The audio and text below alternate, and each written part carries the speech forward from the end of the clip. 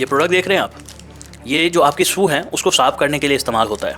ये अगर आप कोई चिप्स वगैरह खा रहे हैं उसमें रह जाता है तो उसको सील करने के लिए इस्तेमाल किया जाता है। और ये एक गिफ्टिंग टॉय है, बहुत मामूली सा टॉय है लेकिन देखने में बहुत क्यूट सा लगता है। और ये सारे प्रोडक्ट जो मैंने आपको दिखाया ये चाइनीज़ प्रोडक्ट है। यहाँ पे वेंडर्स इसको एक्सपोर्ट करते हैं और इसे 400, 500, 600 तक बेचते हैं। और इसकी जो मैन्युफैक्चरिंग कॉस्ट होगी वो लमसम इंडियन रुपीज़ में 20, 25, 50 रुपीज़ के अप्रॉक्स आई होगी, और मुझे लगता है उससे भी कम आई होगी। कभी आपने ये सोचा है कि जो दिन रात हमारे यूथ और हमारे लोग चाइना की एग्जांपल देते रहते हैं और चाइना की डेवलपमेंट से इंडिया की डेवलपमेंट को कंपेयर करते रहते हैं, कभी आपने ये सोचने की कोशिश किया कि चाइना जो इतनी डेवलप कंट्री बनी वो क्या रातों रात बन गई, और क्या वहाँ के सिर्फ गवर्नमेंट की एफर्ट की वजह से चाइना डेवलप बना? तो यार अगर आप ऐसा सोच रहे हो ना तो आप गलत हो। कोई भी कंट्री जो डेवलप नेशन बनता है वो सिर्फ गवर्नमेंट की वजह से नहीं बनता है, वहाँ के जो लोग हैं उनकी भी इक्वल कंट्रीब्यूशन होती है किसी भी देश को डेवलप कंट्री बनाने के लिए। 1980 और 90 के दशक में ही गवर्नमेंट का एक नारा था वहाँ पे कि हर घर एक फैक्ट्री होना चाहिए, और इसीलिए उन्होंने लोगों को जमीन मुहैया कराने में और सस्ते दामों पे बिजली देके फैक्ट्री स्थापना करने में मदद करी, और आसान शर्तों पे लोन देके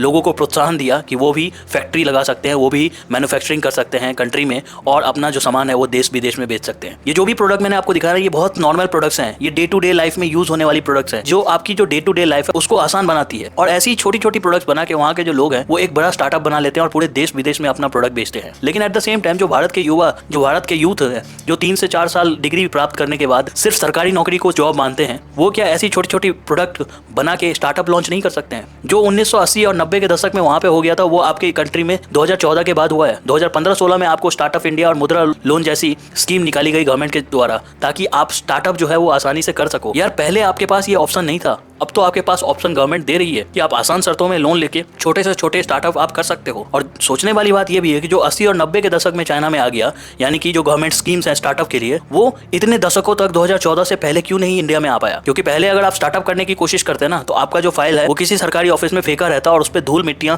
जमी रहती। लेकिन ये सिचुएशन अब थोड़ी सी बदली है, और ऐसे सिचुएशन में अगर आप ग्रेजुएट हो ना तो आपको ये सोचना चाहिए आपके पास अगर एम्प्लॉयमेंट नहीं है तो आप कैसे एम्प्लॉयमेंट क्रिएट कर सकते हो। 3 से 4 साल तक आप लाखों रुपए ग्रेजुएशन में देते हो और वहाँ पे स्किल्स के नाम पे आपने कुछ नहीं सीखा है, और आप ये सोचते हो कि आपको सरकारी नौकरी मिल जाएंगे, आपको प्राइवेट सेक्टर में अच्छा जॉब मिल जाएगा, तो आप गलत है। और इसीलिए ग्रुप डी और क्लर्क जैसे जॉब के लिए भी लाखों बच्चे आवेदन कर लेते हैं। लेकिन जहाँ स्किल्स और मेहनत की बारी आती है वहाँ पे सिर्फ नारे और प्रोटेस्ट चलता है इस देश में, बाकी और कुछ नहीं। जिस कंट्री का आप एग्जाम्पल देते हो ना आपको उस कंट्री से सीखना पड़ेगा कि वहाँ के जो लोग हैं वो कितने प्रोडक्टिव हैं। और इसी से जुड़ा हुआ बेस्ड ऑन फैक्ट और डेटा के ऊपर में एक वीडियो हम लाने जा रहे हैं यूट्यूब पे, जिसमें आपको हम बताएंगे कि कैसे जो चाइना के यूथ हैं, जो चाइना के लोग हैं, उन्होंने छोटे छोटे बिजनेसेस करके इतनी बड़ी बड़ी मैन्युफैक्चरिंग हब बना दिया है जो सिर्फ अपने देश में नहीं पूरे विश्व में अपना सामान बेच रहे हैं। इसका लिंक हमने डिस्क्रिप्शन बॉक्स में दे दिया, आप जाके चेकआउट कर सकते हैं उस वीडियो को। मिलते हैं आपसे नेक्स्ट वीडियो में, तब तक के लिए अगर आप चैनल पर नए हैं तो सब्सक्राइब या फॉलो जरूर कर लीजिएगा।